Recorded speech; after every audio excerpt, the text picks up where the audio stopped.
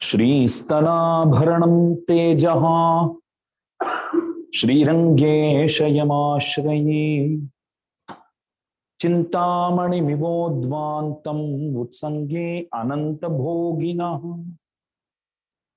नमः श्रीरङ्गनायक्यै यद्भ्रूविभ्रमभेदतः येशेषितव्यवैषम्य निम्नोन्नतमिदं जगत् न चेद्रामानुजेत्येषा चतुरा चतुरक्षरी कामवस्तां प्रपद्यन्ते जन्तवो हन्तमादृशः श्रीमते रम्यजामातृमुनीन्द्राय महात्मने श्रीरंगवासिने भूयात् नित्यश्रीर्नित्यमङ्गलम्।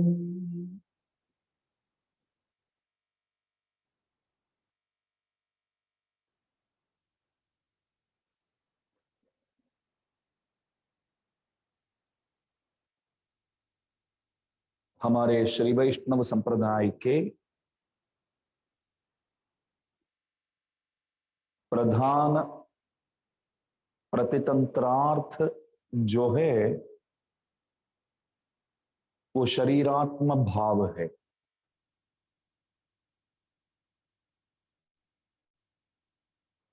दास ने कल बताया था कि जगत कारण वस्तु जो है वो ही परमात्मा, सृष्टिकर्ता जो है वो ही परमात्मा। सृष्टिकर्ता कौन है, अभी ये मालूम होना है। इतना पता चल गया कि जो सृष्टिकर्ता है वही परमात्मा। सृष्टिकर्ता कौन है, कैसे मालूम पड़ेगा? हमारे लिए सहारा जो है वेद वेदांत इत्यादि जितने भी प्रमाण उपलब्ध है वो सब हमारे लिए ज्ञानदायक है। हम सब वैदिक है। वैदिक शब्द का अर्थ होता है जो वेदों को परम प्रमाण मानने वाला। हमारे लिए तो ऑथेंटिक जो है, प्रमाण जो है वो वेद है। हम ऐसा मानते हैं कि वेद जो है वो अपौरुषेय है, किसी पुरुष ने नहीं लिखा है, स्वतः प्रमाण है, बाय डिफॉल्ट वो प्रमाण है और प्रभु से दिया हुआ है, वो प्रभु ने भी नहीं बनाया है। वेदों के लिए कोई ऑथर नहीं है। हम ऐसा मानते हैं वेद जो है वो अपौरुषेय है। प्रभु की पहचान जो है वेदों से ही संभव है। प्रत्यक्ष रूप से प्रभु से मिलना नामुमकिन की बात है और अनुमान भी नहीं लगा सकते हैं। मैं कहीं बाहर जा रहा था तो पहाड़ के ऊपर धुआं को देखा, धूप को देखा, तो मैं बोला कि नीचे पक्का अग्नि है। कैसे मालूम पड़ा? यत्र धूमस तत्राग्नि ही। घर पे देखा है, खाना बनाते हैं तो ऊपर धुआं निकलती है तो समझो कि नीचे अग्नि है। तो घर पे देखा है तो वो अनुमान में वहां लगाता हूं। तो इस तरह अनुमान लगाना भी, प्रभु को जानने के लिए हम अनुमान लगा सकते हैं, तो बोलते हैं कि वो भी संभव नहीं है।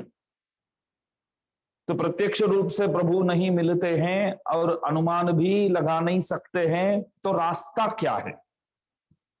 तब बोलते हैं कि वेदों से ही आप प्रभु को पहचान सकते हैं। इसलिए हम वेदों को परम प्रमाण मानते हैं। हम सब परम वैदिक हैं।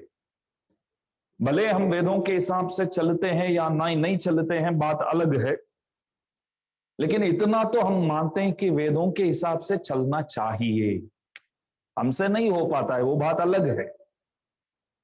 हमसे नहीं हो पाता है मगर हम विरोध नहीं करते।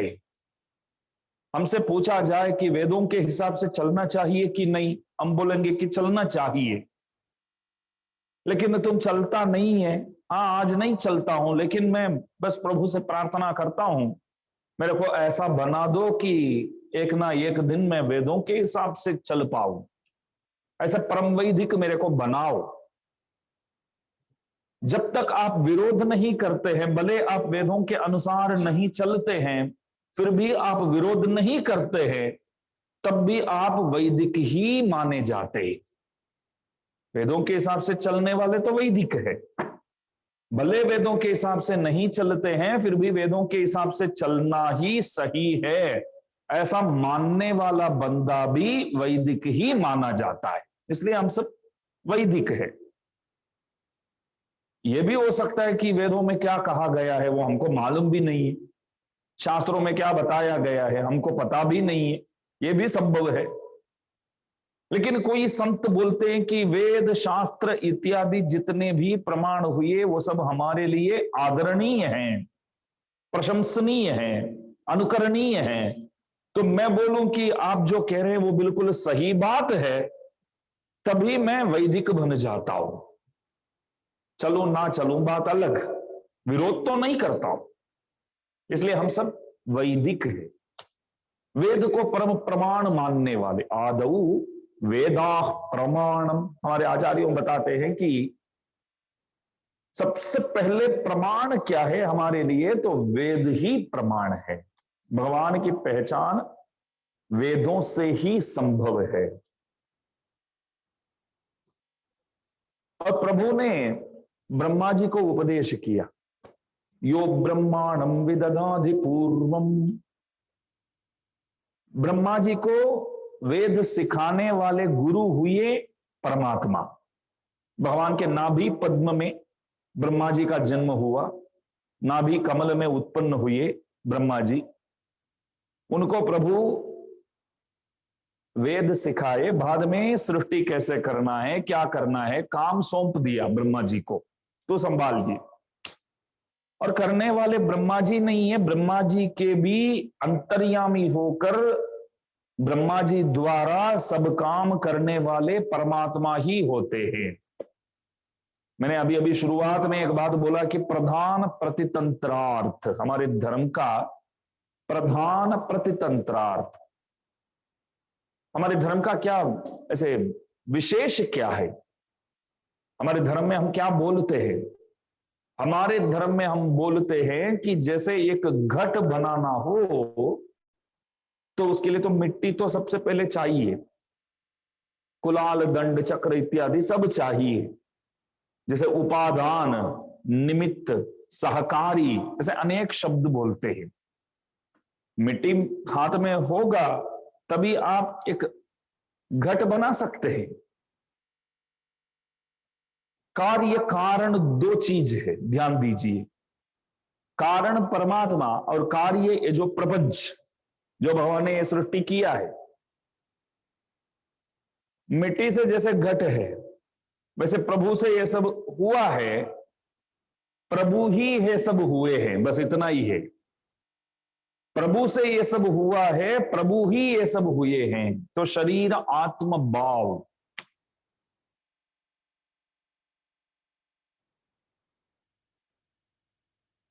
ऐसा समझो कि मैंने पूछा कि ये प्रियोत्तम भैया कौन है, किसी से पूछा, समझो कि हमारे कुंज बिहारी जी पास में थे, तो उनसे पूछा कि ये प्रियोत्तम कौन है। तो हमारे कुंज बिहारी जी थोड़े जल्दबाज में थे, जवाब देना तो चाहते थे मगर वो दौड़ रहे थे, तो मेरे को बोले कि वो जो मैरून कलर के पहने ना कुछ, वो टी शर्ट वाला, वो लाल टी शर्ट समझो, वो डार्क रेड टी शर्ट, बस वही, इतना बोलकर चले गए। क्या बोले वो? Dark T shirt, dark red T shirt, वो जो डार्क रेड टी शर्ट है ना, बस वो, ऐसा बोलकर चले गए। मैं पागल नहीं हूं कि मैं डार्क रेड टी शर्ट को ही प्रियोत्तम समझूं। मैं समझ जाता हूं कि डार्क रेड टी शर्ट जो पहने हैं वो प्रियोत्तम है। मैं फिर कुंज बिहारी जी को ऐसे पकड़ के ऐसा नहीं पूछूंगा कि अरे सही तरह समझाओ यार, ये क्या टी शर्ट को आप एक आदमी बताकर भाग रहे हो, टी शर्ट कैसे आदमी बनेगा। मैं समझता हूं कि जो डार्क रेड टी शर्ट भले आपने बोला, लेकिन इसका तात्पर्य मतलब ये हुआ कि डार्क रेड टी शर्ट जिसने पहना है वो प्रियोत्तम है। इस तरह प्रभु जो है वो शरीरी है, बाकी जितने भी चेतना चेतन जितने भी है वो डार्क रेड टी शर्ट की जगह शरीर है, समझो। अभी आपको आसान से मतलब सुलभ रीति से समझ में आ जाएगा।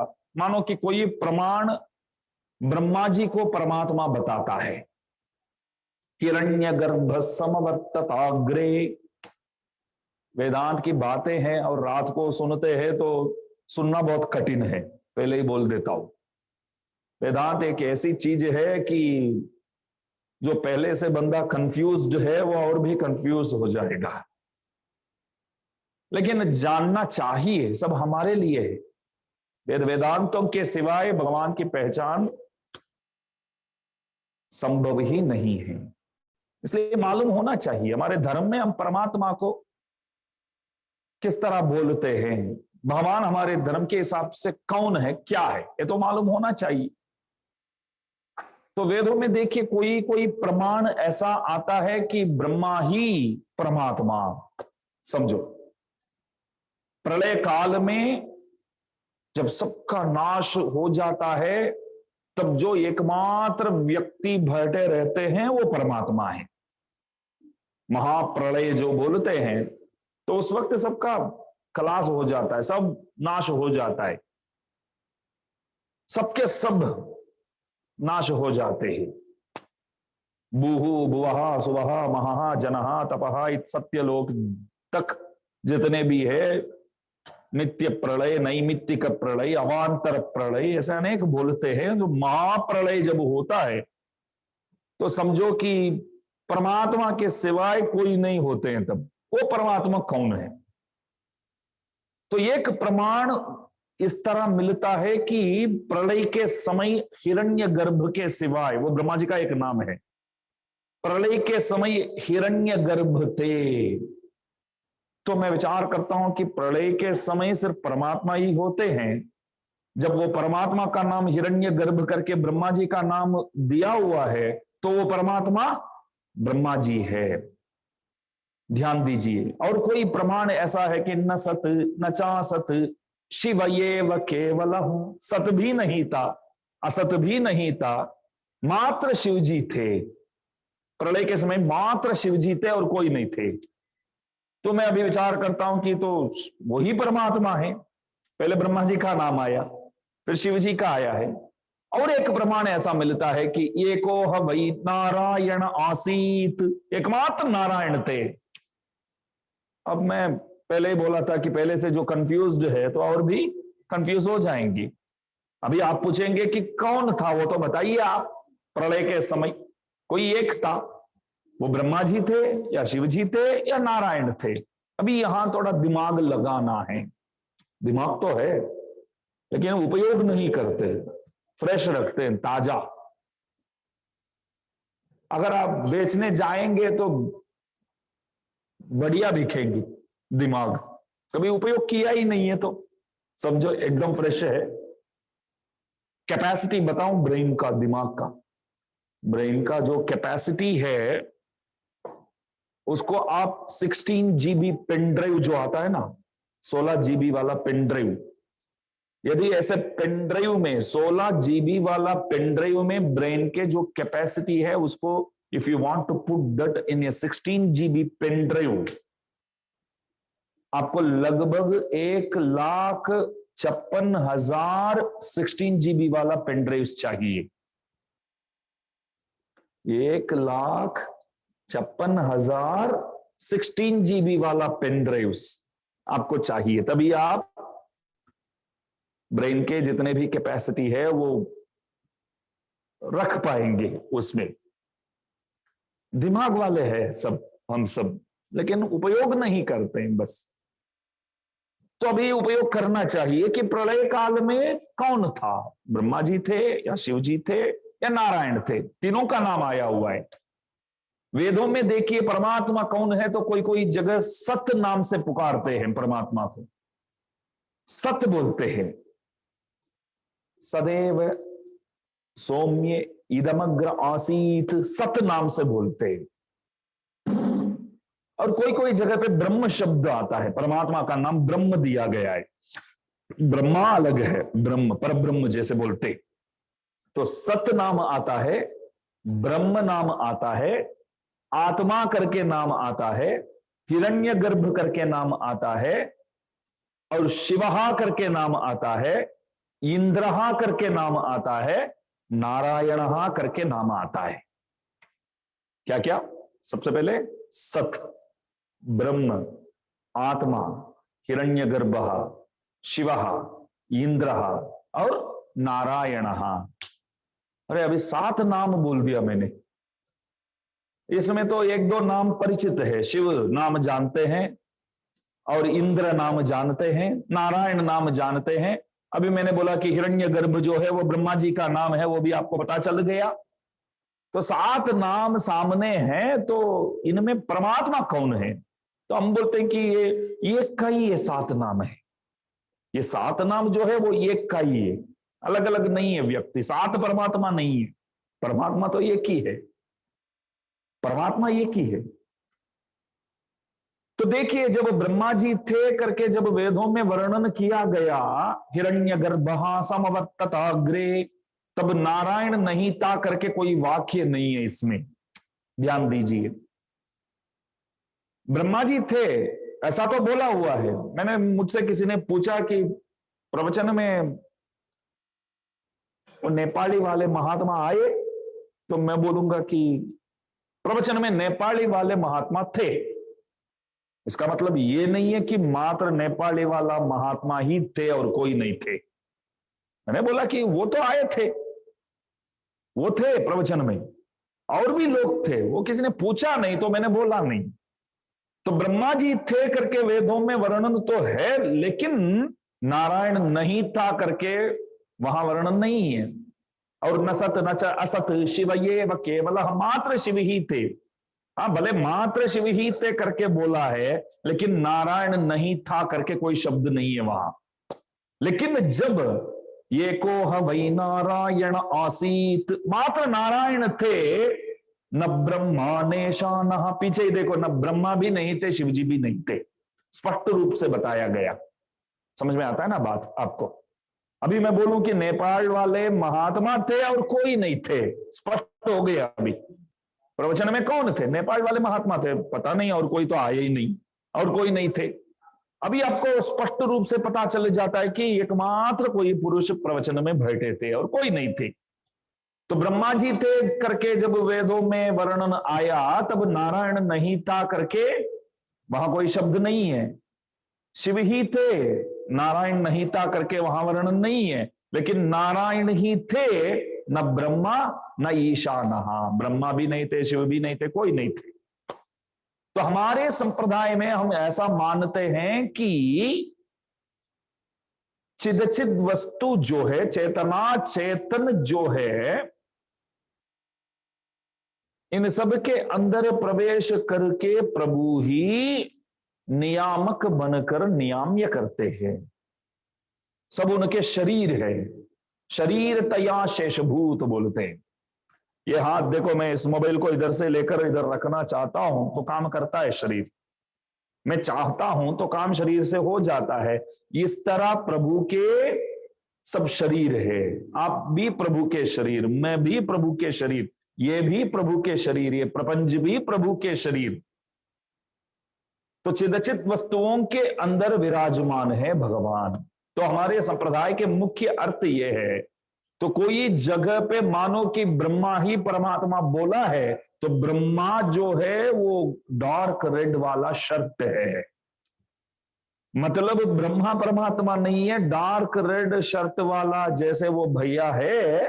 तो वैसे ब्रह्मा नाम तो दिया है, लेकिन ब्रह्मा के भी अंतर्यामी जो है वो परमात्मा है। हमारे धर्म में ये मानते, ये अपने लिए एक कुंजी है, समझो एक चाबी है। किसी को भी बोलो कि कोई बोलेंगे कि वही परमात्मा है, शिव ही परमात्मा है। अरे नाम तो शिव तो नाम बोला है, बात सही है, लेकिन उनके भी अंतर्यामी हैं, तो ये वहां तक पहुंचता है। उनके भी अंतर्यामी जो है वो परमात्मा है, सर्वांतर्यामी, कण कण में है भगवान। अणोरणीयान महतो महीयान, अणु के अंदर भी है भगवान और महान पर्वत के अंदर भी है भगवान, सब में है भगवान।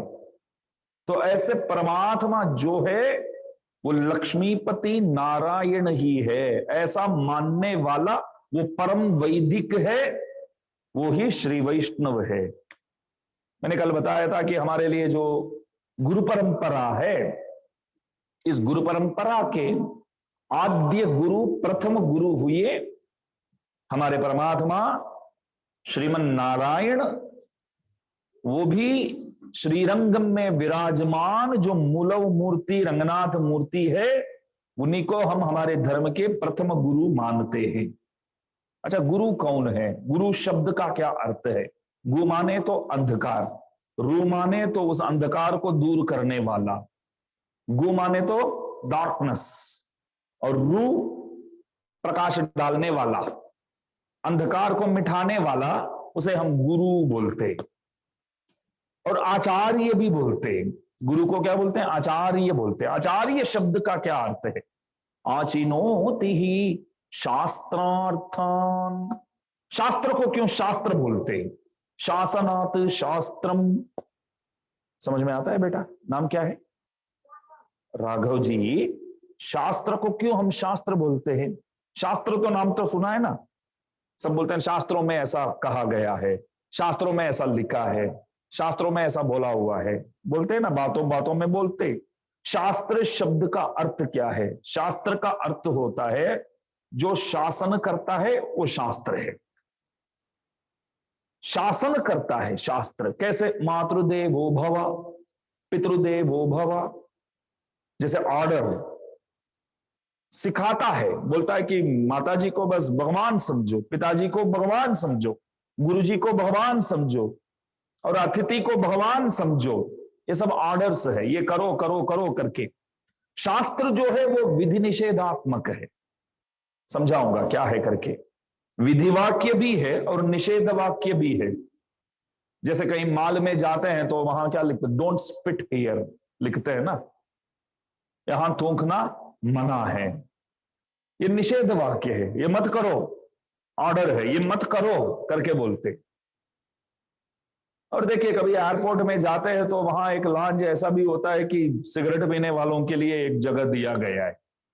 बोलो, सिगरेट पीना है तो एक जगह, वो एक कमरा जैसा बनाया है, बस बाहर से ही देखा है। तो लोग वहां घुसते हैं अंदर, वहां जाके सिगरेट पीकर आते हैं। तब मेरे को लगा, देखो सत्संग करना है तो आपके लिए तो अलग सी जगह की जरूरत नहीं है, कुछ गलत करना है तो अलग सी जगह चाहिए आपके लिए। तो बोलते हैं कि यहां आओ, if you want to smoke come here, बाहर नहीं स्मोक कर सकते हो। तो शास्त्र भी ऐसा ही है कि मातृदेवो भव, पितृदेवो भव, आचार्य देवो भव, अतिथि देवो भव। डूज एंड डोंट बोलते हैं ना, क्या करना है क्या नहीं करना है। अनृतम नो वदेत, कभी झूठ मत बोलो। इसलिए ही शास्त्र का नाम शास्त्र है। ये करो, ये मत करो, ये करो, ये मत करो।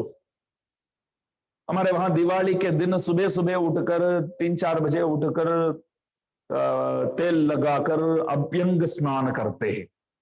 यहां भी करते हैं क्या, ऐसे गंगा स्नान बोलते हैं, सुबह सुबह करते हैं हमारे वहां।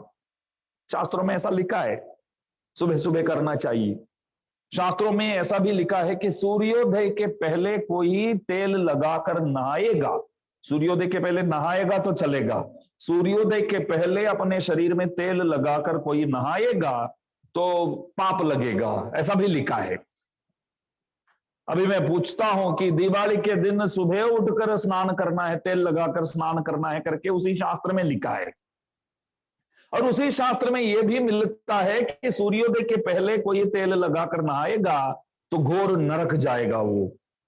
अभी क्या करूं मैं दिवाली के दिन, अभी क्या करूं, एक विचार है। तो बोले कि दिवाली जो है वो एक्सेप्शनल है।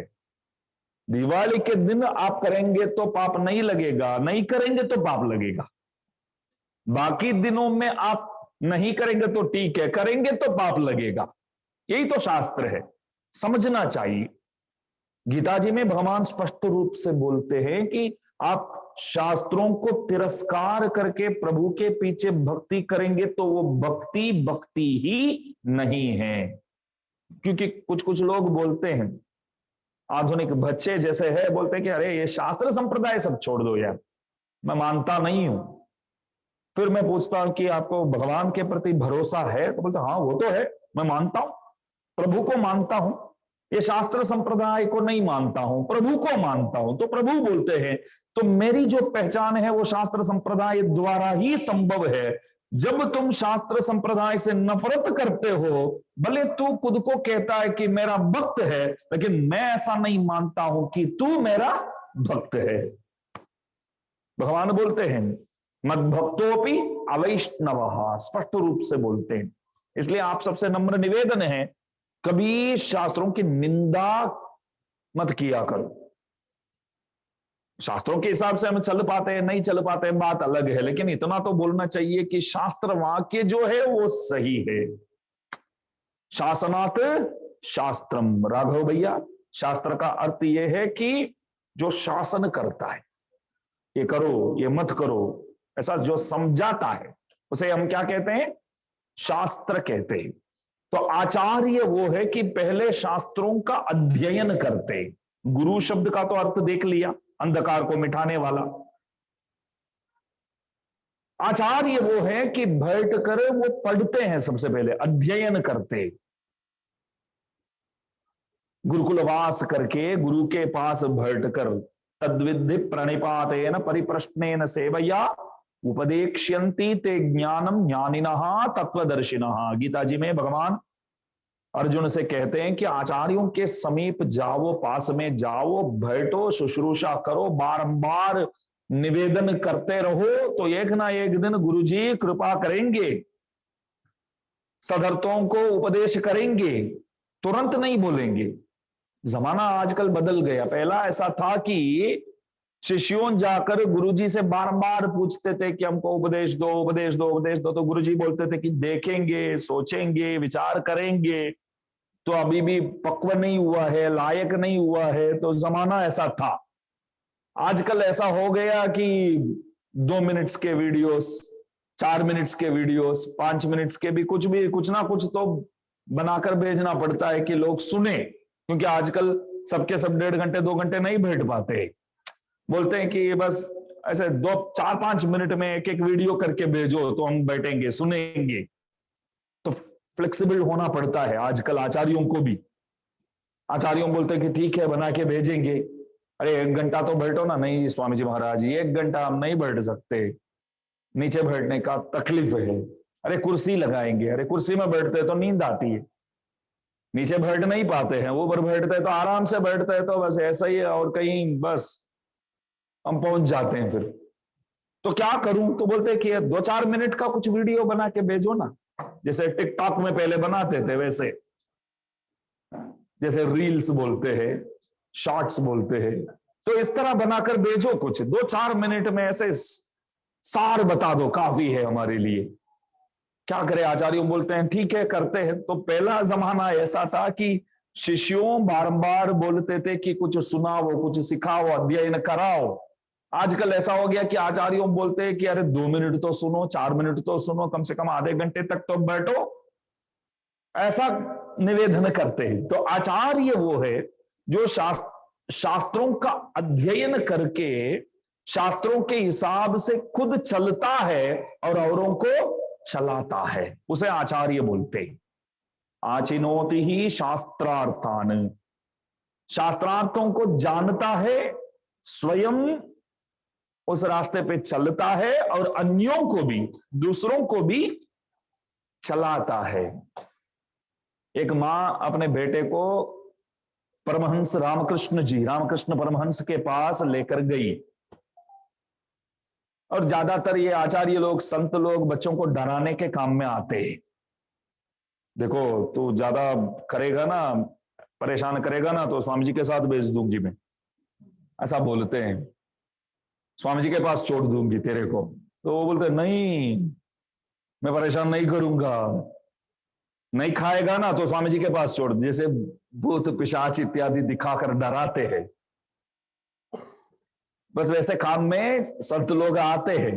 बोलते हैं कि डराते हैं बच्चों को। तू रोएगा ना तो स्वामी जी के पास छोड़ दूंगी मैं। तो रामकृष्ण परमहंस के पास लेकर गई और बोलने लगी, ये कुछ ना कुछ तो स्वीट खाता ही रहता है, हमेशा ज्यादा खाता है, आप समझाओ ना। आप बोलेंगे तो थोड़ा डर रहेगा। तो रामकृष्ण परमहंस जी बोले कि 10 दिन के बाद लाओ, तब बोलता हूं। तो 10 दिन के बाद लेकर आई। तब बोले कि बेटा ज्यादा स्वीट मत खाओ, कम खाओ, खाओ मगर कम खाओ, ज्यादा खाना शरीर के लिए अच्छा नहीं है। तो मां विचार करती थी इतना ही बोलना है तो उसी दिन बोल सकते थे आप, 10 दिन क्यों लगाया, 10 दिन के बाद क्यों बुलाया आप?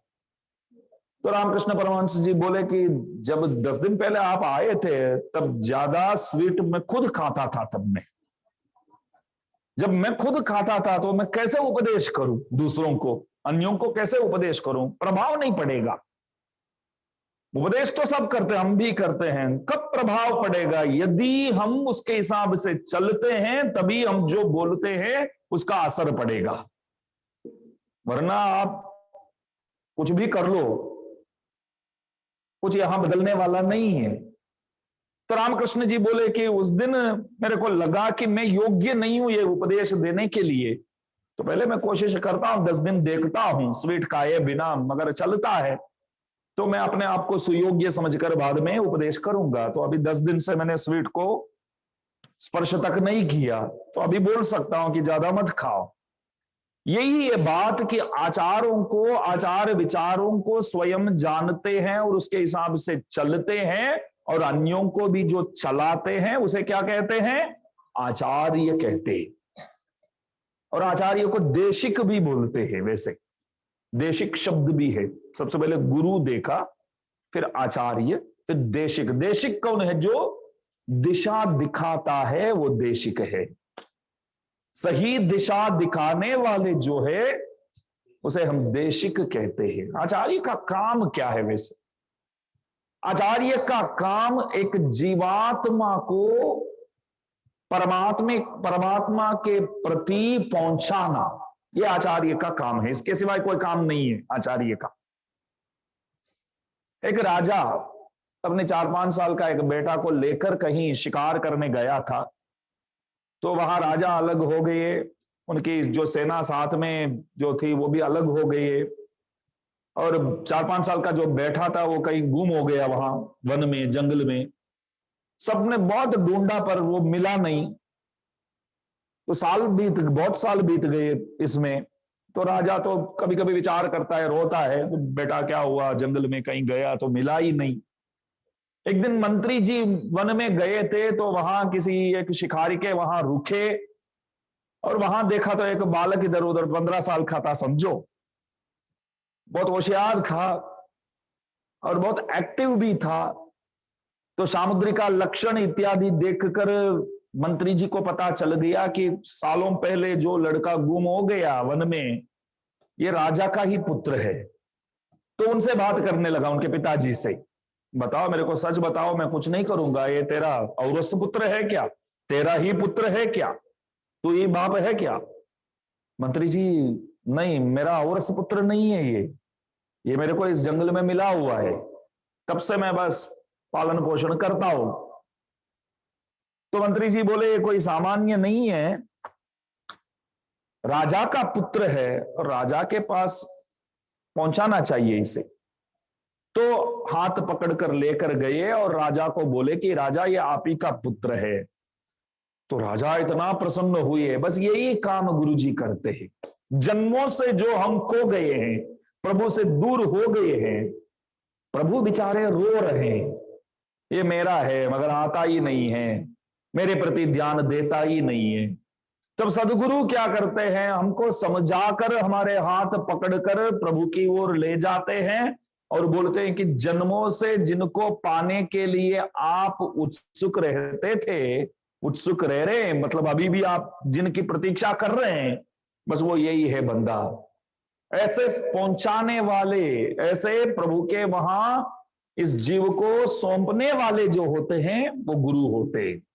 हनुमत समेन गुरुणा, हनुमान जी सीता मैया से मिलने गए और वहां से वापस आए, दृष्टा सीता बोले, क्या बोले, देख लिया सीता को, बोले क्या, बोले देख लिया सीता को। मैंने बोला कि सीता मैया को देख लिया बोलना चाहिए, ये क्या देख लिया सीता को?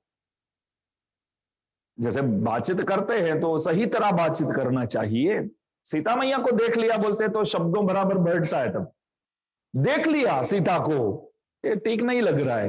हनुमान जी बोले, हाँ सीता मैया को देख लिया करके ही बोलना चाहिए, लेकिन मैंने देख लिया सीता को करके इसलिए बोला, मैं सीता मैया बोलकर देख लिया बोलूं तो ये बीच में थोड़ा सा जो ये जो स्पेस रहता है ना, सीता मैया को देख लिया, वो बीच में जो छोटी सी स्पेस है, वो स्पेस हमारे लिए बहुत छोटी सी स्पेस है, लेकिन राम के लिए तो वो युगों का बराबर है।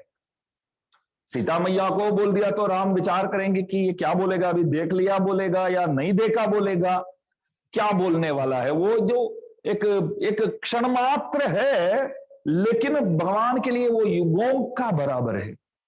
अब मानो कि पैकेट में आपने मोबाइल रखा, तो कभी कभी चेक करते हैं ना पैकेट में है करके, तो मानो कि हाथ इधर गया तो जहां सिल है वहां हाथ नहीं रखा, तो पास में रखा तो सिल तो वहां तो है नहीं, तो वो एक पल में आप घबराए जाते हैं, किधर गया वो एक पल। जैसे चेन को चेक करते हैं समझो, कहीं बस में गए, ट्रेन में गए तो बार बार चेक करना पड़ता है, चेन पहने तो चेक करते हैं, तो चेन की जगह और कहीं हाथ रख के वहां चेन नहीं है तो चैन ही नहीं लगता है, फिर समझो, फिर ऐसे हैरान हो जाते हैं, फिर ऐसे ढूंढते हैं। तो वो एक क्षण जो है समझो, वो एक क्षण आप ऐसे घबराए जाते हैं तो आपको तो वो युगों का बराबर लग जाता है। तो दृष्टा सीता, तो हनुमान एक गुरु के स्थान पे बैठकर, जैसे जीव और परमात्मा का मिलन एक गुरु से ही होता है, सीता मैया जीव के प्रतिनिधि है, रिप्रेजेंटेटिव है, और परमात्मा राम तो है ही, और दोनों को मिलाने का काम किसने किया, हनुमान जी ने किया। तो गुरु जी का काम हनुमान जी का काम जैसा है। जो प्रभु से दूर हुई है उनको वापस प्रभु के पास लाना। इसलिए हमारे धर्म में हम गुरु परंपरा को मानते हैं, अधिक महत्व देते हैं। विभीषण शरणागति सब जानते हैं। विभीषण कौन था? रावण का भाई, मालूम है भैया? रामायण देखा, टीवी में दिखा 1 साल पहले। तो विभीषण रावण का भाई। रावण अच्छा था या विभीषण अच्छा था? विभीषण अच्छा था। विभीषण, विभीषण बोलते हैं, विभीषण बोलते हैं, दोनों सही है। विभीषण बिल्कुल सही है, वो अच्छा था। उन्होंने क्या बोला रावण को? क्या उपदेश दिया? राघव नाम है तो आपको तो मालूम होना चाहिए। क्या बोला था विभीषण? रावण को, सीता मैया को राम के पास छोड़ दो, वरना राम बहुत गुस्सा करेंगे, राघव बहुत गुस्सा करेंगे। राघव अभी विचार करते कि आप प्रश्न पूछते रहेंगे तो अवश्य गुस्सा करूंगा, नहीं तो राघव गुस्सा करेंगे, सीता मैया को छोड़ दो। रावण माना कि नहीं? इस बात को नहीं माना। बिल्कुल सही जवाब। तो विभीषण सब कुछ छोड़कर राम के पास आए, क्योंकि रावण ने बोला कि तू उपदेश करता है तो निकल जा इधर से।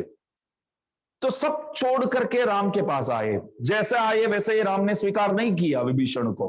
वो ऊपर खड़ा है बेचारा, वो वानरों से प्रार्थना करता है कि आप कृपया राम को बोलो ना, वो मेरे को स्वीकार करे, जल्द से स्वीकार करे। तो बहुत समय लेकर, बहुत विचार करके बाद में राम बोले कि विभीषण आ जा, ये सुग्रीव तू लेके आ। बहुत समय लिया प्रभु ने। जब ये जो प्रसंग है, विभीषण शरणागति जो प्रसंग है, रामानुज स्वामी जी महाराज प्रवचन करते थे। बहुत सुंदर प्रसंग है। विभीषण शरणागति के बारे में बोलते थे। बहुत से लोग इस तरह बैठे हुए थे, हजारों की संख्या समझो। तो रामानुज स्वामी जी महाराज प्रवचन भाषण दे रहे हैं। विभीषण आया था मगर राम ने तुरंत स्वीकार नहीं किया, बहुत समय लिया। जैसे बोलते थे तब उस गोष्ठी से जितने भी लोग बैठे हैं, इसमें से एक स्वामी जी खड़े हो गए, उठ गए। उनका नाम धनुर्दास जी, रामानुज स्वामी जी महाराज के प्रिय पात्र थे आप धनुर्दास जी। वो उठकर हाथ जोड़कर बोले कि स्वामी जी महाराज, प्रवचन से कोई मतलब नहीं है, दास घर जा रहा है। ऐसा बोले कि इस प्रवचन सुनने से कोई लाभ नहीं है, दास घर जा रहा है। रामानुज स्वामी जी बोले, ऐसा क्या दोष आपने देख लिया प्रवचन में, आपको क्या बुरा लगा? नहीं नहीं स्वामी जी, दास बुरा तो कुछ लगा नहीं है दास को, लेकिन कोई काम का नहीं है प्रवचन। क्यों? अरे विभीषण सब कुछ त्याग करके आया है, छोड़ के आया है, फिर भी प्रभु ने इतना समय लिया स्वीकार करने में। हमने तो कुछ भी नहीं छोड़ा है, तो हमको तो अभी विश्वास ही नहीं है कि हमको वो स्वीकार करेंगे। बिल्कुल सही बात है ना।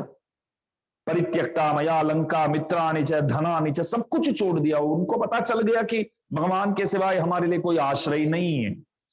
हम ऐसा नहीं करते, रोज एक बार बैंक में अकाउंट वगैरह चेक करते कि नहीं लोग कितने पैसे हैं। और जीपे इत्यादि में आजकल तो हाथ से जो निकलता है वो बहुत आसान से हो जाता है, हाथ में जो आना चाहिए वो बहुत कम आता है। तो जीपे इत्यादि में बारंबार चेक करते रहते, ये सब आया ना ये, और अमेजॉन फ्लिपकार्ट ये है वो है, ये ऑर्डर करो वो ऑर्डर करो। आदमी थक जाता है, बोलता है कि बस अभी पैसे हाथ में भले कोई रखते ही नहीं है, लेकिन अपने आप अकाउंट से वो नष्ट होता ही रहता है। और ये सब में भी ध्यान रखते हैं, और इंश्योरेंस वगैरह भी ध्यान रखना पड़ता है, सब रखते हैं। साथ साथ थोड़ा सा बस प्रभु के प्रति भक्ति भी करते हैं। हम इतना ही करते हैं ना, तो परिवार को भी नहीं छोड़ सकते हैं ना, परिवार हमको छोड़ सकते। बंधु परिवार भी हमको चाहिए, धंधा भी चाहिए, मकान चाहिए, गाड़ी चाहिए, सब चाहिए। तो वो धनुर्दास जी बोले कि सब कुछ त्याग करके आया विभीषण, तो भी समय लिया प्रभु, हमने तो कुछ भी नहीं छोड़ा। बस छोड़ने की तो बात छोड़ो, आगे और भी अन्य और भी चीजों को हम इकट्ठे करते रहते हैं। नहीं, बहुत से लोग बीच में वो ट्रेडमिल लाते थे घर पे एक्सरसाइज करने के लिए, वो आता है ना ऐसे साइकिल जैसा आता है। कितने लोगों के घर पे है? इधर किसी के घर पे है ट्रेडमिल? आए। और मैं एक बात बोलूंगा तो आप सच बोलेंगे, उसका उपयोग सालों पहले किया होगा, रोज कोई उसका उपयोग करते हैं, अच्छी बात है। ज्यादातर लोगों के घर में आप वो देखो तो ट्रेडमिल में आप बनियन, टी शर्ट इत्यादि सुखाते हैं, बस वही काम आता है ज्यादातर। वो एक कोने में बना रहता है और उसका साइकिल जैसे हैंडल बार जैसे रहता है, तो सुखाने के काम में बढ़िया आता है वो। साड़ी इत्यादि सब उसमें डाल देते हैं, चूड़ीदार वगैरह, पैंट वगैरह, सब सब कुछ उसमें सुखाते। और देखो ऐसे तो अनेक चीज ऐसा घर पे, हमारे घर पे, आपके घर में, आप कभी कल एक दिन संडे तो है ना, कल सुबह से देखो आप घर में जो जो चीज सालों से आपने उपयोग किया ही ना हो, अनेक चीज मिलेंगे आपको। जैसे दिमाग मैंने बोला था वैसे कभी इस्तेमाल ही नहीं किया है, फ्रेश है एकदम। फ्लिपकार्ट में ऑर्डर किया होगा, अमेजॉन में ऑर्डर किया होगा। इलेक्ट्रॉनिक साधन देखो आप, ब्लूटूथ है, ये है, वो है, ईयरफोन है, हेडफोन है, वायर वाला है, बिना वायर का है, बहुत सारी जो गैजेट्स जो बोलते हैं लोग, लाते रहते। कैमरा है, मूवी कैमरा है, सामान्य कैमरा है, सब पड़ा रहता है। कई बार घूमने जाते ही नहीं, जाते तो भी बोलते क्या रहे उसको कौन हाथ में ले जाएंगे, ऐसा। बेर्नार्ड शॉ करके एक लेखक थे, नाम सुना होगा। हाँ, वो बहुत होशियार थे। वो क्या करते थे मालूम है, वो रोज माल जाते थे, वहां सुप्रसिद्ध माल, सुबह पहुंच जाते थे, 2-4 घंटे घूम के बाहर आते थे। तो माल वाले तो पहले तो लगा कि अपने को बहुत एडवर्टाइजमेंट अपने आप मिलेगा, इतने बड़े एक लेखक आते हैं तो लोग देखेंगे, लेकिन कुछ खरीदते नहीं थे। वो आते हैं वैसे घूमते, हाथ पीछे, दोनों हाथ ऐसे पीछे रख के ऐसे देख कर चले जाते थे। दुकान वाला ने एक दिन पूछा कि महाराज बुरा मत मानना, रोज आते हैं आप तो कुछ खरीदते नहीं है, वैसे ही चले जाते हैं, क्या ऐसे ही सब चालू है तो मुफ्त में ये पवन हवा पाने के लिए आप आते हैं क्या? वो बोले नहीं, इसलिए मैं रोज आता हूं कि यहां आकर मेरे को मालूम पड़ता है कि जिन चीजों के बगैर मैं रह सकता हूं, जिन चीजों के बगैर भी मैं जिंदा रह सकता हूं, वो जानने के लिए आता हूं। मतलब माल में इतने सारे चीज तो है, लेकिन ऐसा नहीं है कि सब लाना ही पड़ेगा। जो जरूरत है वो लाना चाहिए, लेकिन जो जरूरत है नहीं तो उन चीजों को भी हम आजकल ला देते हैं, बाद में विचार करते हैं क्यों लाए हम, पता ही नहीं है। भगवान बोलते हैं कि ये विचार है ना, और भी थोड़ा एक्सपैंड करो, ये जरूरत ही नहीं है, क्यों लाए हैं? क्या जरूरत है, प्रभु ने मेरे को शरीर दिया, वहां तक पहुंचो। मेरा तो कोई काम ही नहीं किया हूं। शरीर का काम जो है, शरीर किस कारण के लिए दिया गया है वो मैंने कभी किया ही नहीं है, तो प्रभु ने मेरे को ये शरीर क्यों दिया, आत्मा का क्या मतलब है? इस तरह थोड़ा सा हम एक्सपैंड करते जाएंगे विचारों को, और भी आप खींचोगे तो आगे बढ़ेंगे आप। तो सब कुछ त्याग करके विभीषण आया तो भी समझ लिया प्रभु तो मैंने तो कुछ छोड़ा नहीं है, तो प्रवचन सुन के क्या मतलब? तब रामानंद स्वामी जी बोले बहुत सुंदर प्रश्न है बेटा, लेकिन तेरे को प्रवचन में बैठना पड़ेगा। क्यों? समाधान में देता हूं। विभीषण के लिए वहां सिफारिश करने के लिए, पुरस्कार करने के लिए, रेकमेंड करने के लिए आचार्य पद में कोई नहीं थे वहां। लेकिन तेरा जो है विषय ऐसा नहीं है। तो रामानंद स्वामी जी बोले अगर मेरे को प्रभु मुक्ति प्रदान करेंगे तो मेरे शिष्य तेरा भी मुक्ति पक्का है।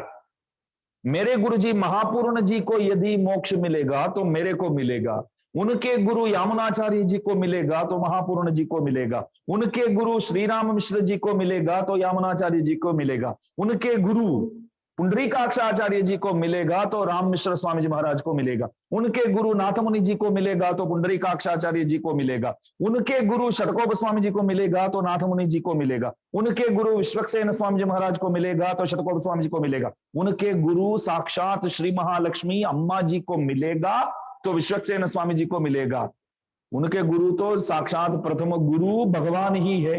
तो ये जो गुरु परंपरा है, कोई मानो कि बच्चे या बड़े भी होकर अंदर उंगली डाल दिया प्लग पॉइंट के अंदर, तो छूने वाले जितने भी होते हैं सबको शाट लगता है कि नहीं? मैं ऐसा नहीं पूछ सकता हूं कि मैंने तो स्पर्श नहीं किया, उन्होंने किया तो उनको लगना चाहिए, मेरे को क्यों लगता है?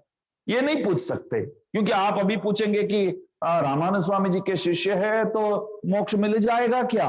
अरे आप स्पर्श करते हैं तो वहां आपको एक स्पर्श करता है, उनको एक स्पर्श करता है। ये जो चैन है जहां तक है वहां तक शाट लगता है, कैसे लगता है बोलो? इस तरह गुरु परंपरा काम करता है यहां। तो रामानुज स्वामी जी बोले कि विभीषण के लिए कोई गुरु परंपरा नहीं है, आपके लिए गुरु परंपरा है, तो गुरु परंपरा पर भरोसा रखो तो अवश्य प्रभु मिलेंगे।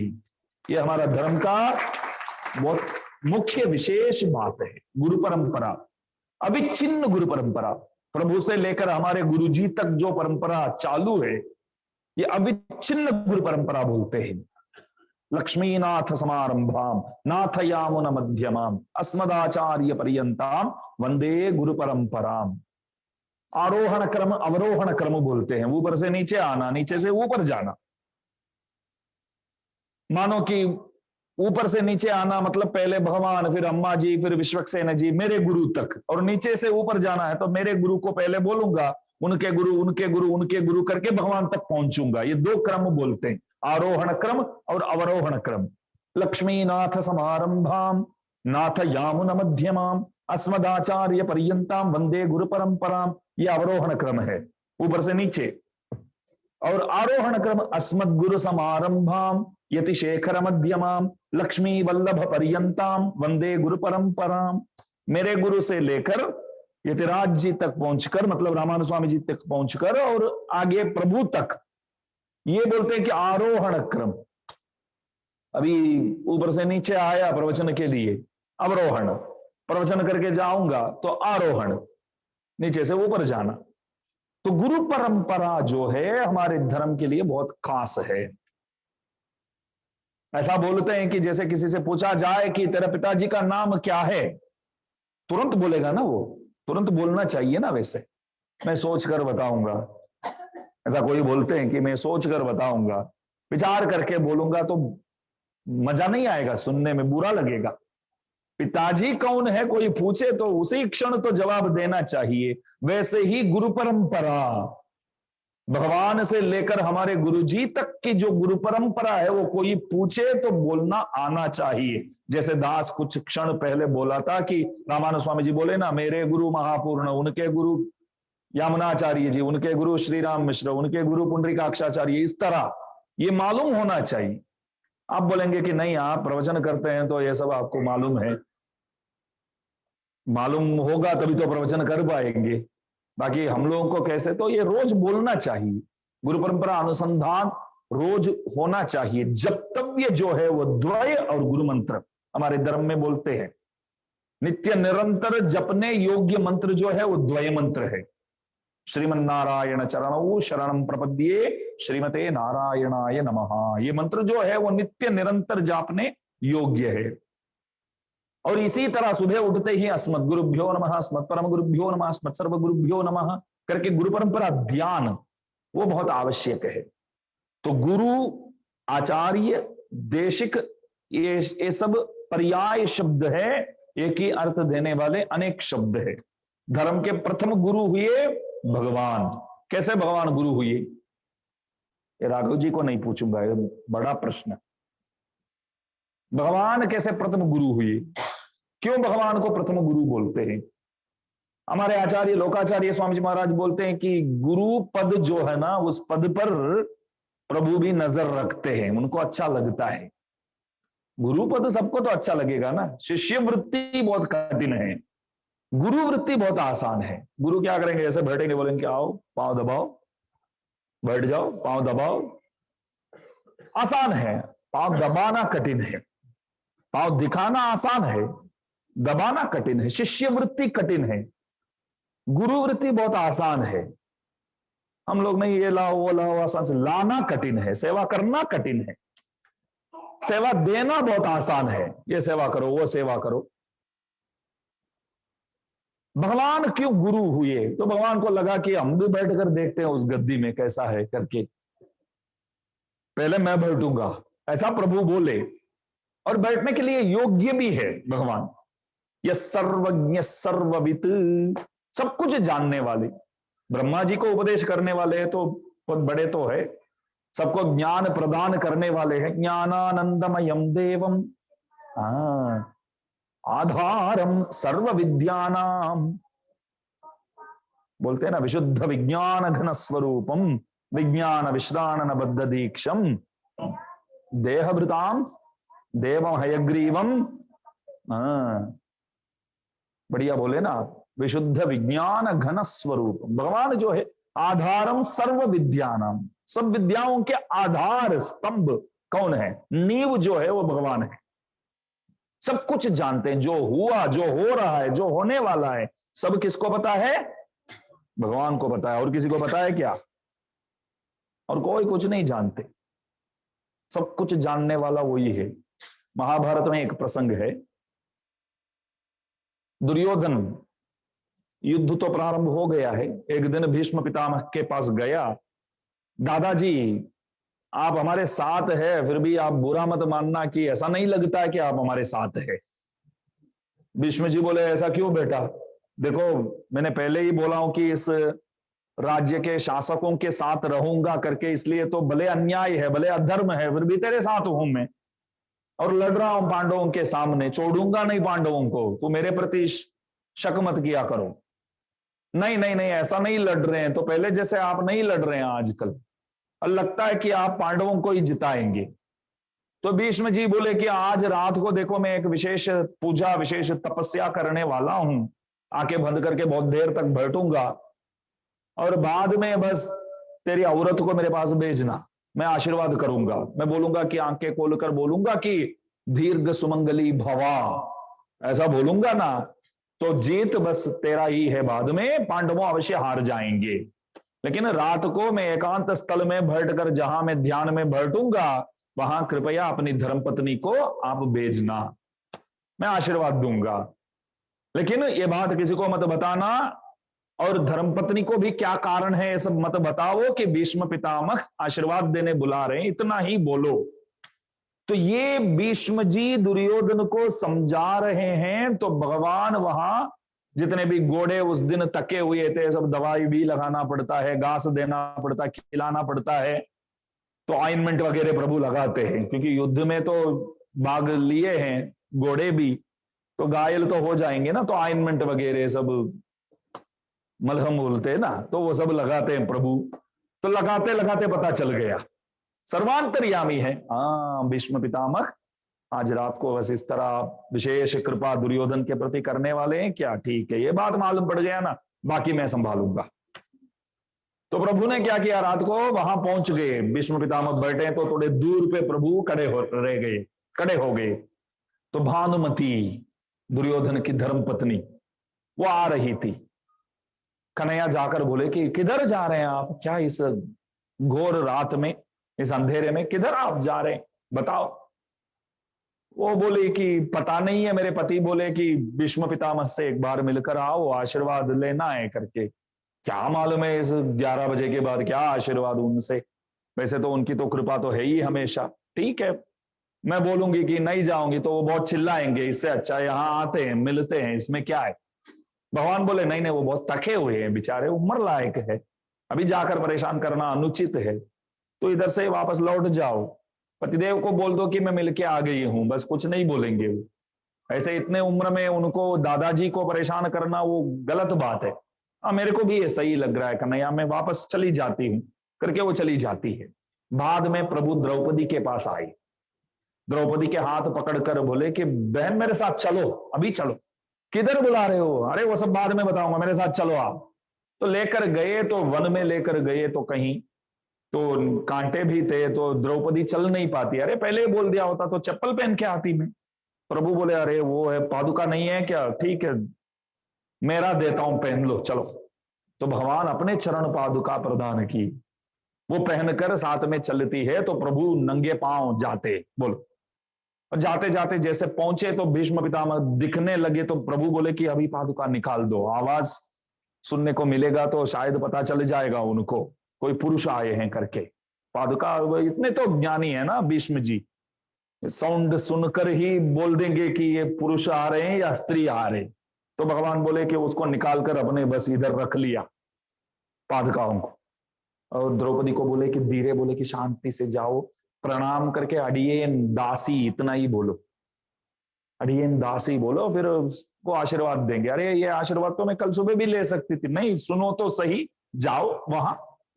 तो वो जाकर परिक्रमा करके अडियेन दासी जैसे बोली तो भीष्म जी समझने लगे भानुमति आई है, तो बोले कि दीर्घ सुमंगली भवा, जीत नित्य निरंतर आप ही लोगों का रहेगा, आप ही जीतेंगे करके जब नेत्रों को खोलकर देखने लगे तो सामने कौन थे?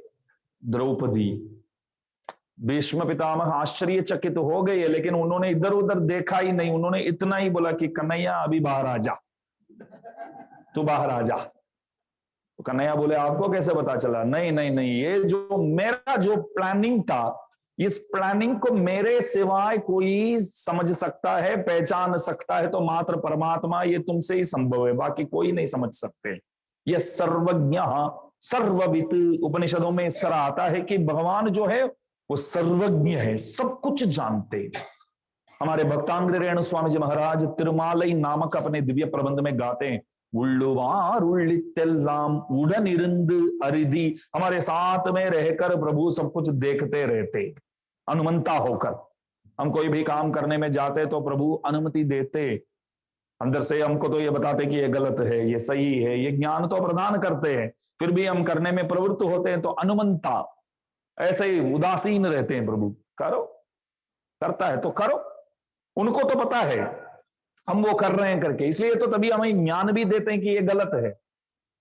पब्लिक प्लेस में सिगरेट नहीं पीना है तो पीने वालों को मालूम है, फिर भी पीते हैं तो क्या बोले, अरे क्या सब करते हैं, मैं भी करता हूं, इसमें क्या है? तो मालूम है फिर भी करते हैं। कैसे मालूम है? तो प्रभु याद दिलाते ये गलत है, फिर भी करते हैं तो अनुमंता हो जाते हैं। प्रभु हाथ पकड़कर रोकते नहीं है, करो, अनुमंता हो जाते।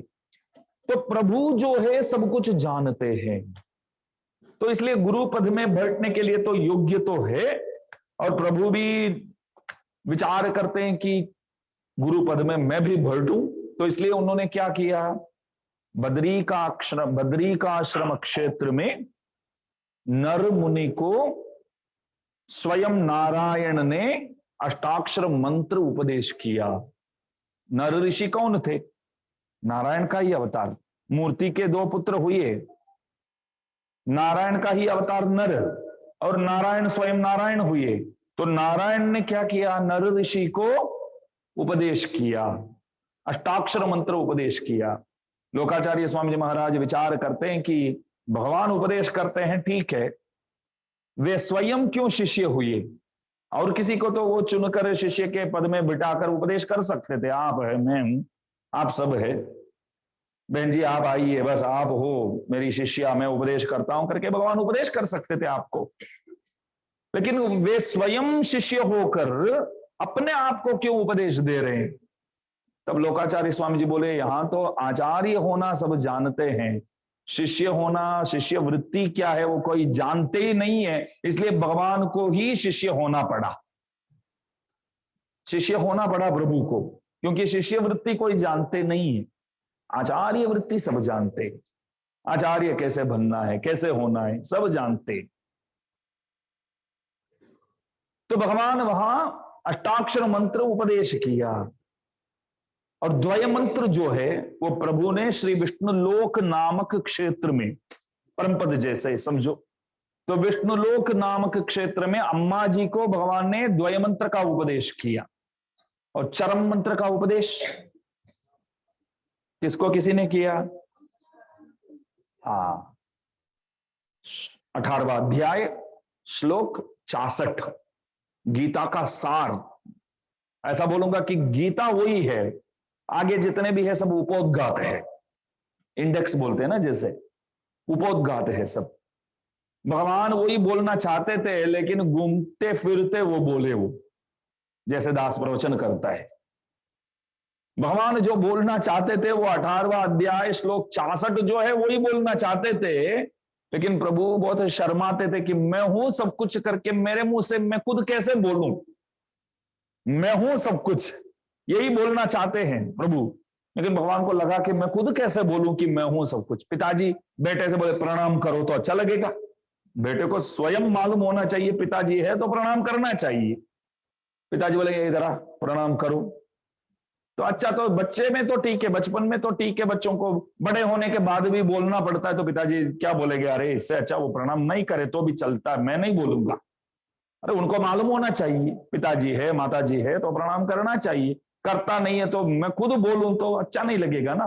तो प्रभु विचार करते थे कि सर्वधर्मान परित्यज्य मामेकं शरणं व्रज अहं त्वा सर्व पापेभ्यो मोक्षयिष्यामि मा शुचः। ये बोलना चाहते थे पहले से, लेकिन मैं खुद कैसे बोलूं, सब कुछ त्याग करके मेरे पास आ जा, मैं हूं सब कुछ तेरे लिए, ये मैं कैसे बोलूं। भगवान को अच्छा नहीं लगता था, लेकिन वही बोलना है तो आखिर बोले। जैसे किसी से कुछ पैसा लेना है तो नारायण भैया आए हैं तो कभी मैं नारायण भैया आते तो बातचीत ही नहीं करता हूं समझो। अभी पैसा लेना है तो 1000 रुपया लेना है तो पूछो कैसे हैं आप भी विचार करेंगे, कभी बात ही नहीं करते हैं, आज क्या पूछते हैं। हाँ अच्छा हूँ, आप कैसे हैं, परिवार सब सब सदस्य परिवार के सब कुशल मंगल है, हाँ सब बढ़िया है भैया, आपके वहां सब कैसे हैं, बस आपकी कृपा है, बहुत कृपा है, सब अच्छे हैं। तो इस तरह बातचीत करके उद्देश्य क्या है, मेरा 1000 रुपया मांगना है उनसे, लेकिन सीधा तो नहीं बोल पाता हूं ना, सीधा मैं भैया 1000 रुपया लाओ ऐसा तो नहीं कर सकता हूं ना। तो पहले पूछूंगा आप कैसे हैं, परिवार कैसे हैं, परिवार के सदस्य सब कैसे हैं, तबीयत पानी सब ठीक ठाक है, सब पूछूंगा, बाद में बोलूंगा कि लाओ 1000 रुपया। तो प्रभु ये सर्वधर्मान परित्यज्य जो है वो शुरू शुरू में बोलने वाले थे, लेकिन लगा कि बहुत शर्माते थे, कैसे मैं खुद बोलूं कि मैं सब कुछ हूं। तो पहले जैसे कैसे हो, परिवार में सब कैसे हैं, ये 18 अध्याय हुआ। 18 अध्याय 65 श्लोक तक ऐसा ही गया, कैसे हो, परिवार वाले सब कैसे हैं, सब सही है, धंधा कैसा चलता है सब। और 64वां श्लोक हुआ कि 1000 रुपया लाओ, जो बोलना चाहते थे वो बोले। तो चरम मंत्र का उपदेश, सर्वधर्मान परित्यज्य माम येकम शरणं व्रज। भगवान बहुत होशियार है, देखिए माम शरणं व्रज नहीं बोले, माम येकम शरणं व्रज, मेरे सिवाय तेरे लिए कोई गति नहीं है, मेरे सिवाय तेरे लिए उद्धारक कोई नहीं है, सब धर्मों को छोड़ दो, सब कुछ त्याग करके सिर्फ मेरे को पकड़ो। इस मंत्र का अभिनय करता हुआ मूर्ति को आपने कहीं दर्शन किया है? इस मंत्र जो है, इस मंत्र का अभिनय करता हुआ मूर्ति कहीं देखा है, दर्शन किया है? हाँ, तिरुमला में बालाजी भगवान जो है, तिरुपति किसी सबने दर्शन किया है ना, तो सबने किया है तिरुपति जी का। चरम मंत्र का अभिनय करते हैं प्रभु, सर्वधर्मान परित्यज्य मामेकम शरणम व्रज। देखिए आप, मामेकम करके ये हाथ इस तरह रखते हैं, शरणम व्रज, मेरे चरणारविंदों के सिवाय कोई गति नहीं है तेरे लिए, इसको पकड़ो, अपने पांव को अपने चरणारविंदों को दिखाते हैं, शरणम व्रज मामेकम शरणम व्रज। देखिए चरम मंत्र का अभिनय करते हैं प्रभु। चरम मंत्र का अर्थ क्या है वो खड़े खड़े समझाते हैं, मामेकम शरणं व्रज अहम त्वा सर्व पापेभ्यो मोक्षयिष्यामि मा शुचः। तू चिंता मत करो, तू शोक मत करो। हाथ इस तरह रखते हैं, इसका मतलब यह हुआ कि बारंबार बचाओ बचाओ करके मत पुकारो, जरूरत नहीं है, एक बार बोल दिया तो काफी है, एक बार बोल दिया तो काफी है। जनवरी फरवरी में मैं आया आपके पास और बोला कि बेटी के लिए जून में कॉलेज फीस भरना है, तो जून में आपसे मिलूंगा, तो आप बोले कि अवश्य आओ, जून में मैं दे दूंगा, कॉलेज फीस मैं भर दूंगा। जनवरी में मैंने पूछा तो आपने बोल दिया जून में आ जाओ, तो जनवरी के बाद मैं रोज फोन करूं आपको, जून में है याद रखना आऊंगा आपके पास। अरे आपने तो कल ही बोल दिया ना भैया, चिंता छोड़ दो, जून आने दो तब देखेंगे, अवश्य करेंगे। रोज फोन करता हूं, घर पे आता हूं और बोलता हूं कि जनवरी में मतलब जून में थोड़ा याद रखना आप। जैसे फरवरी में भी पूरा 28-29 दिन, और मार्च में भी, अप्रैल में भी। आप बोलेंगे कि अभी भी दे दूं क्या आपको, जून में ही है ना, आप चिंता क्यों करते हैं। इस तरह प्रभु बोलते हैं कि मेरे को बचाओ बचाओ, जब भी मिलते हैं तब मेरे को बचाओ, क्या जरूरत है, मेरे को याद है। भगवान क्या बोलते, बोल दिया ना एक बार, शरणागति कर लिया तो हो गया बात। हाथ इसलिए ऐसा रखते हैं कि बारंबार शरणागति करने से हमको रोकते हैं भगवान। बारंबार मत करो, इतना मेरा दिमाग खराब नहीं है, याद शक्ति बढ़िया है, भगवान बोलते मुझे मालूम है। एक बार बोल दिया तो काफी, बारंबार बोलने की क्या जरूरत है। प्रायः प्रपदने पुंसाम पौन पुण्यम निवारयन हस्तः श्रीरंग भर्तुर्माम अव्याद अभय मुद्रितः। प्रभु बोलते हैं बस बंद कर, मैं संभालूंगा सब, आई विल टेक केयर, चिंता मत करो, चिंता मास्तु मां शुचः मां शुचः। तो प्रथम गुरु इसलिए भगवान हुए कि नारायण ही अष्टाक्षर मंत्र का उपदेश किया, नारायण ही द्वय मंत्र का उपदेश किया, नारायण ही चरम मंत्र का उपदेश किया। लेकिन क्षेत्र अलग, व्यक्ति अलग। बद्री का आश्रम में नर ऋषि को बोले, विष्णु लोक में अम्मा जी को बोले, और युद्ध भूमि में कुरुक्षेत्र में अर्जुन को बोले। इसलिए हमारे धर्म में प्रथम गुरु नारायण तो है ही, लेकिन उस नारायण को नहीं बोलते, रंगनाथ को बोलते, श्रीरंगम के रंगनाथ को बोलते। वो मूल मूर्ति, वो भी उत्सव मूर्ति नहीं, जो लेटे हुए मूर्ति है ना, दर्शन किया है श्रीरंगम के मूल मूर्ति लेटे हुए दर्शन देते हैं। 5 सर वाला शेषनाग में लेटे हुए दर्शन देते हैं। भगवान क्यों लेटे हैं, कभी विचार किया है? उनकी मर्जी, तक गए होंगे, लेटे हैं, अच्छी बात है, लेटे हैं मूर्ति। तिरुपति बालाजी तो खड़े खड़े कमाते नहीं, खड़े खड़े कमाते। सब बोलते कि हुंडी 1 घंटे में भर जाता है, भगवान के हुंडी देखकर भी जलता है बंदा है? यहां सबको देखकर जलता है, सामने वाला दुकान बढ़िया चलता तो आदमी जलता है, तो बात समझ में आता है, भगवान को देखकर भी जलता है। बोलो, हुंडी भर जाता है, 1 घंटे में भर जाता है यार। अरे खड़े खड़े आधे घंटे के लिए भी नहीं सोते हैं, वो देखो ना, मेहनत करते हैं, मेहनत करते हैं, दिन में सिर्फ आधे घंटे सोते हैं, ठीक तरह प्रसाद भी नहीं पाते, ठीक तरह आराम नहीं करते हैं? कितने सारे लोग आते रहते, मिलते रहते, हंसता हुआ बंदा सबसे मिलता है, वो सबसे पहले बड़ी बात है। जितने भी लोग आते हैं एक ही प्रकार की मुस्कान, ऐसा नहीं है कि बहुत बड़े पैसे वाले आए तो यहां तक हंसते हैं, कोई गरीब वाला आता तो मुंह ऐसा रखते हैं, ऐसा नहीं है। सबके लिए बस एक जैसे होते हैं ना प्रभु, ये सीखने योग्य है। देवानाम दानवानाम च सामान्यम अधिदैवतम समोहम सर्वभूतेषु, गीता में बोलते हैं मैं सबके लिए समानता बुद्धि रखता हूं, भगवान बोले। विभीषण आया, बोला कि मैं रावण का भाई हूं, फिर भी मैंने कृपा किया। द्रौपदी एक नहीं पति, 5 पति आते तो कोई काम के लिए नहीं आए, रक्षा करने नहीं आए, तो मैं गया वहां। और गजेंद्र एक हाथी है, एक जानवर है करके नहीं छोड़ा, मैं कृपा किया मैंने। प्रहलाद है, हिरण्य का पुत्र है करके तिरस्कार नहीं किया, कृपा किया मैं। प्रभु बोलते मेरे लिए तो सब समान है, कोई भी हो, वो जानवर हो, देव हो, तिर्यक हो, मनुष्य हो, कोई भी हो, मेरे शरण में आश्रय में आते हैं तो मैं कृपा करूंगा ही। तो श्रीरंगम के भगवान जो है मूल मूर्ति लेटे हैं, क्यों लेटे हैं ये मालूम होना चाहिए। प्रभु आए थे, क्यों आए, मंदिर में भगवान क्यों विराज रहे हैं? मंदिर तो सब जाते हैं ना, मंदिर में क्यों भगवान बैठे हैं, कोई बताओ, किस उद्देश्य को लेकर आए हैं वो? मंदिर में विराजने की क्या जरूरत है प्रभु को? जैसे सर्वत्र भगवान तो विद्यमान है, क्यों मंदिर में बैठे हैं प्रभु? प्रभु का लक्ष्य मंदिर में बैठना नहीं है, ये पहले समझो। प्रभु का उद्देश्य मंदिर नहीं है, हमारे हृदय में वो बैठना चाहते हैं, लेकिन हम बंद करके, दरवाजा बंद करके, ताला लगाकर, चाबी कहीं डाल दिया, आने नहीं दे रहे हैं।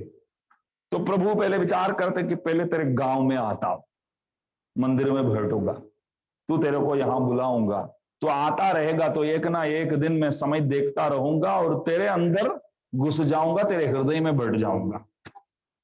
प्रभु को सबसे बढ़िया पसंदगी जगह जो है वो जीवात्मा के हृदय, मतलब हमारे हृदय।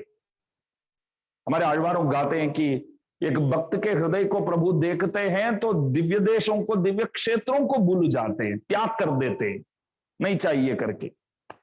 कृष्ण चित्त स्वामी जी गाते हैं, पनिक्कडलिल पल्ली घोड़े पழக விட்டு ஓடி வந்து என் मनक्कडलिल வாழவல்லமாயமணாள நம்பி। भले आप सब तमिल जानते नहीं है, तमिल पासुर भले समझ में नहीं आएगा, फिर भी सुनना भी भाग्य की बात है। हमारे आழ்वारों की वाणी, पनिक्कडलिल पल्ली घोड़े पழக விட்டு ஓடி வந்தென் मनक्कडलिल வாழவல்லமாய நம்பி தனிக்கடலே தனிச்சுடரே தனி உலகே என்னென்ன उनक्किडमा इरुक्क एन्नै उनक्कुरित्ताक्किनैये। मेरा हृदय जो है बहुत छोटा है प्रभु, ये पूरा अखिलांड कोटि ब्रह्मांड नायक हो आप, ये सब आपका है। देखिए, हमको हमारे हाथ में 2 चाबी दिया गया। एक बात है, एक बहुत बड़ा मकान, एक सामान्य एक कुटीर। मुझसे पूछा गया कि 2 चाबी आपके सामने हैं, आप किधर रहना चाहेंगे, किस दोनों आपके नाम पे हम रजिस्टर कर देते, आपको जो चाहिए वो एक मकान आपको मिलेगा। ऑप्शन बस आप ही सेलेक्ट करो। ऐसे आप 2 चाबी आपके सामने मैं दिखाऊं, एक जो है एक रिसॉर्ट है, बहुत बड़ा है, वो आप ही के नाम पे कर देता हूं, और एक जो है इसी गली में कोने में एक झोंपड़ी जैसे एक घर है। क्या चाहिए आपको? अरे पूछने की बात है क्या? वो रिसॉर्ट जो बोले ना आप, वो कर देना। ये झोंपड़ी तो ठीक है, रिसॉर्ट कर दो ना। दिमाग वाला तो वही बोलेगा ना। है? मैं आप कोई भी, कोई और भी होशियार होते बोलते कि दोनों कर दो ना हमारे नाम पे, ऑप्शन की जगह ही नहीं। वो बहुत होशियार होते, लेकिन बस एक ही मिलेगा करके बोलेंगे तो क्या सेलेक्ट करेंगे आप? वो रिसॉर्ट। मजा आएगा भाई, बहुत बड़ा है तो वो कर दो हमारे नाम पे। तो प्रभु के ये सब जितने भी है सब उनके हैं, लेकिन उनको बहुत प्यारा सा, बहुत अच्छा लगता है किधर? हमारे मन जो है एक सामान्य एक छोटे सी द्वार है, वो अच्छा लगता है प्रभु को। वेदांत देशिक स्वामी जी महाराज पूछते हैं प्रभु से कि सब कुछ आपका है, लेकिन वहां आपको अच्छा नहीं लगता है। मेरे जो हृदय है, वो जो स्थान है, वो बहुत छोटा है, छोटी सी जगह है। प्रभु, बहुत आश्चर्य की बात है, लेकिन आपको वही अच्छा लगता है। बड़े बड़े स्थानों को त्याग करके आप इस स्थान को पसंद करते हो, ये क्या बात है? आश्चर्य की बात है। हम लोग छोटे घर से बड़े घर जाना चाहते हैं, बड़ा घर जाना चाहते हैं। प्रभु सब कुछ उनका है, फिर भी एक छोटी सी जगह पसंद करते हैं भगवान, तो हृदय में भरते। तो ध्यान में रखिए, मंदिर प्रभु का उद्देश्य स्थल नहीं है। जैसे आक्रमण करने वाले लद्दाख तक आते हैं, उसके बाद कारगिल तक आते हैं, लक्ष्य दिल्ली तक है उनका। आक्रमण करने वाले कहां भटना चाहते हैं? दिल्ली को पकड़ना है भाई। लेकिन सीधा दिल्ली कैसे आएंगे? धीरे धीरे आएंगे ना। पहले कश्मीर के जो POK बोलते हैं ना, पाकिस्तान ऑक्युपाइड कश्मीर बोलते हम लोग। ऐसा एक कहीं गीत भी सुना है कि खीर देंगे कश्मीर मांगेंगे, तो ऐसा बोलते हैं ना। तो इस तरह लक्ष्य जो है वो दिल्ली को कब्जा करना है, लेकिन धीरे धीरे आएंगे। ऐसा प्रभु से ही सीखा है। प्रभु का लक्ष्य क्या है? दिल्ली के सदृश हमारा जो हृदय है उसको कब्जा करना है। तो जैसे पहले कारगिल में आते हैं, लद्दाख में आते हैं, बस इस तरह धीरे धीरे धीरे घुसेंगे। वैसे गांव में आते हैं, एक मंदिर में बैठते हैं, प्रभु देखते रहते हैं कि आज आएगा क्या मंदिर, वो आज आएगा क्या, आज आएगा क्या, बेचारा इंतजार करता रहता है। तो प्रभु इसलिए लेटे हैं कि पहले खड़े थे, बैठे थे, बोले कि आ जाओ आ जाओ आ जाओ, हम कोई आए नहीं, बोले कि तू जब तक नहीं आएगा ना तब तक इधर से निकलने वाला नहीं हूं मैं, बस तब तक लेटा रहता हूं। लेट कर देखते रहते हैं कब आएंगे। तो हम सब जिस दिन वहां पहुंचेंगे, तो हम सबको जिस दिन प्रभु वैकुंठ धाम स्वधाम ले जाएंगे, उस दिन प्रभु उठेंगे रंगनाथ भगवान। इसलिए वो लेटे हैं कि सबको, इस संसार को काली करने बगैर मैं यहां से उठने वाला नहीं हूं। ये प्रभु का उद्देश्य है। तो प्रथम गुरु जो है भले नारायण है, लेकिन मूल मूर्ति रंगनाथ को ही हम प्रथम गुरु मानते हैं, क्योंकि भगवान जो है एक ही व्यक्ति को एक ही जगह पे तीनों मंत्रों का उपदेश उन्होंने ही किया। ध्यान दीजिए, अभी 5 मिनट ही बाकी है, 5 मिनट ही बाकी है, तो और भी आप थोड़ा फ्रेश होकर सुनना चाहिए, क्योंकि अभी खत्म होने वाला है। सुनना बहुत कठिन काम है, मैं मानता हूं। प्रणाम है आप सबको। बोलना आसान है, सुनना बहुत कठिन काम है, एक तपस्या है। आप सब तपस्या कर रहे हैं, और मन भी इधर उधर घूमता हुआ, उड़ता हुआ, मन को पुनः पुनः पकड़ कर खींच कर यहां लाना, वो कोई सामान्य बात नहीं है। मैंने किसी से पूछा कि प्रवचन में आपको क्या अच्छा लगा, बोले उठकर कि आपने बोला ना और 5 मिनट ही बाकी है, वो सबसे बढ़िया लगा, वो सबसे बढ़िया लगा। तो 5 मिनट बाकी है, थोड़ा फ्रेश होकर सुनना वो अच्छा है। तो प्रथम गुरु करके रंगनाथ को क्यों मानते हैं? नारायण ने तो उपदेश किया, नर ऋषि को नारायण ने उपदेश किया, विष्णु लोक में अम्मा जी को नारायण ने उपदेश किया, और नारायण ही कृष्ण परमात्मा है, अर्जुन को उपदेश किया। फिर भी हम प्रथम गुरु करके नारायण को नहीं बोलते हैं, रंगनाथ मूलो मूर्ति को बोलते हैं। क्यों? नारायण ने 3 अलग अलग व्यक्तियों को 3 अलग अलग स्थान पर उपदेश किया, लेकिन रंगनाथ ने एक ही व्यक्ति को तीनों मंत्रों का उपदेश एक ही स्थल में किया, श्रीरंगम में किया। किसको किया? श्रीदेवी श्री महालक्ष्मी जी को किया। अष्टाक्षर मंत्र उपदेश श्रीरंगम में अम्मा जी को भगवान ने किया, द्वय मंत्र उपदेश अम्मा जी को श्रीरंगम में भगवान रंगनाथ ने किया, और चरम मंत्र उपदेश श्रीरंगम में अम्मा जी को रंगनाथ भगवान ने किया। पेरिय पेरुमाल बोलते हमारे धर्म में।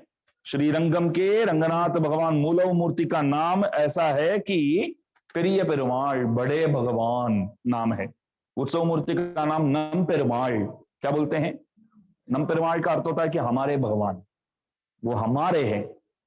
तो आज भी बच्चे से लेकर बड़ों तक वहां यही बोलेंगे कि नम पेरुमाल, नम पेरुमाल, नम पेरुमाल। नम पेरुमाल बोले तो उत्सव मूर्ति, प्रिय पेरुमाल बोले तो मूलव मूर्ति, बड़ा मूर्ति, सबसे बड़े। और नम पेरुमाल वो अपना लगते हैं ना। जब बड़े मूर्ति बोलते हैं आप तो दूर हो जाते हैं, प्रभु वो बहुत बड़े, हम तो बहुत छोटे हैं। जब नम पेरुमाल बोलते हैं तो उत्सव मूर्ति, मूलव मूर्ति तो एक ही जगह पे लेटे रहते हैं, इधर उधर तो हिलते भी नहीं है। उत्सव मूर्ति ऐसा नहीं है, आप जहां होते हैं वहां तक पहुंच जाते हैं। तो नम पेरुमाल हमारे भगवान इसलिए है कि जहां हम होते हैं वहां तक आते हैं। वो क्यों बड़े भगवान? वो आते नहीं है, हिलते नहीं है, वो तो बहुत प्रभावशाली व्यक्ति है, दूर ही रहते हैं, हमसे दूर रहते हैं, तो बहुत बड़े हैं। ये हमारे हैं तो हमारे साथ शामिल हो जाते हैं, सौशील्य गुण का प्रदर्शन करते हैं प्रभु, शील गुण का, तो इसलिए वो हमारे हैं। तो इसलिए प्रथम गुरु पेरिय पेरुमाल रंगनाथ मूलव मूर्ति, और द्वितीय गुरु अम्मा जी श्री महालक्ष्मी। श्री महालक्ष्मी जी उपदेश किसको किया? श्री विश्वक्सेन स्वामी जी महाराज। अम्मा जी कौन है और विश्वक्सेन स्वामी जी महाराज कौन है करके कल रात को देखेंगे। सबसे नम्र निवेदन है कि आज प्रथम गुरु के बारे में थोड़ा बहुत हमने देखा, और परम तत्व परमात्म तत्व नारायण ही है, क्योंकि वो सर्वांतर्यामी है। और शरीरात्म भाव जो है हमारे धर्म के अनेक सदर्थों की जो पेटी है, एक कोश है, उस कोश को खोलने वाली जो कुंजी जो है वो ये शरीरात्म भाव ही है। तो वो भी शुरुआत में हमने थोड़ा बहुत आप लोगों को समझाने की कोशिश किया, और दास विश्वास करता है कि आज का ये जो सेशन है आप लोगों को लाभदायक सेशन रहा होगा। और सबसे निवेदन है कल सुबह पधारिए और सदर्थों को जानिए। जय श्रीमन नारायण।